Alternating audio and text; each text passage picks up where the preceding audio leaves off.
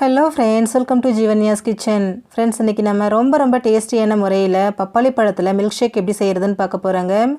பப்பாளி பழம் விரும்பாதவங்களுக்கு இந்த மாதிரி செஞ்சு கொடுத்து பாருங்கள், ரொம்பவே விரும்பி குடிப்பாங்க. ரொம்ப டேஸ்டியாக இருக்கும். இது எப்படி செய்கிறதுங்கிறத பார்க்குறதுக்கு முன்னாடி நம்ம சேனல் ஜீவன்யாஸ் கிச்சனை மறக்காமல் சப்ஸ்கிரைப் பண்ணி பக்கத்தில் இருக்க பெல் சிம்பிளையும் கிளிக் பண்ணிக்கோங்க. நம்ம இன்றைக்கி பப்பாளி பழம் வச்சு தாங்க மில்க் ஷேக் செய்ய போகிறோம். அதுக்கு நல்லா பழுத்த பழமாக ஒரு பப்பாளி பழம் எடுத்துகிட்டு அதில் பாதியை மட்டும் கட் பண்ணி எடுத்துருக்கிறேன். இப்போது அதில் இருக்கக்கூடிய இந்த விதை எல்லாத்தையும் எடுத்துடலாம். நல்லா கனிஞ்ச பழமாக எடுத்துக்கோங்க, அப்போ தான் நமக்கு நல்லா டேஸ்டியாக கிடைக்கும். இப்போது பாருங்கள், விதை எல்லாத்தையும் எடுத்துடலாங்க. எடுக்கிறதுக்கு ரொம்ப ஈஸியாக வரும். விதை எல்லாத்தையும் முழுமையாக எடுத்ததுக்கப்புறமா ஒரு கத்தி வச்சு லைட்டாக இந்த மாதிரி கட் பண்ணி விடுங்க. தோலை சேர்த்து கட் பண்ண வேண்டாம், அந்த பழத்தை மட்டும் கட் பண்ணிக்கோங்க. கட் பண்ணிவிட்டு இப்படி பிரிச்சிங்க அப்படின்னா ரொம்ப பர்ஃபெக்டாக இருக்குது பாருங்கள். இப்போ தோலை விட்டுட்டு அந்த பழத்தை மட்டும் கட் பண்ணி அப்படியே பிளேட்டில் சேர்த்துக்கங்க. உங்களுக்கு இப்படி கட் பண்ண வரலன்னா உங்களுக்கு எது ஈஸியாக இருக்கோ அந்த மாதிரி கட் பண்ணிக்கோங்க. தோலை எடுத்துகிட்டு பழத்தை மட்டும் கட் பண்ணி சேர்க்க போகிறோம்.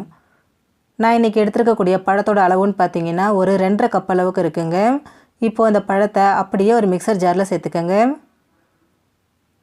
இது கூடவே உங்கள் இனிப்புக்கு தகுந்த மாதிரி சர்க்கரை, நாட்டு சர்க்கரை, தேன் எது வேணாலும் சேர்த்துக்கலாம். நான் இன்றைக்கி 3 டேபிள் ஸ்பூன் சர்க்கரை சேர்த்துக்கிறேன். அடுத்ததாக இதில் 2 கப் அளவுக்கு நல்லா காய்ச்சி ஆற வச்ச திக்கான பால் சேர்த்துக்கோங்க. பாலை காய்ச்சி ஆற வச்சு அதுக்கப்புறமா சேர்த்துக்கோங்க ஃப்ரெண்ட்ஸ். சேர்த்துட்டு நல்லா நைஸாக அரைச்சி எடுத்துருங்க. பாருங்கள், நல்லா திக்காக நல்லா க்ரீமியாக இருக்குது. இப்போ இது கூட உங்களுக்கு என்ன திக்னஸ் தேவையோ அதுக்கு தகுந்த மாதிரி பால் இல்லைனா தண்ணி சேர்த்து மிக்ஸ் பண்ணி நீங்கள் இதை அப்படியேவும் சர்வ் பண்ணலாம், இல்லை ஃப்ரிட்ஜில் வச்சுட்டு சில்லுன்னு ஆனதுக்கப்புறம் கூட சர்வ் பண்ணிக்கலாம். ஃப்ரெண்ட்ஸ், நீங்களும் இதே போல் பப்பாளி பழத்தில் மில்க் ஷேக் செஞ்சு கொடுங்க, எல்லாருமே விரும்பி குடிப்பாங்க.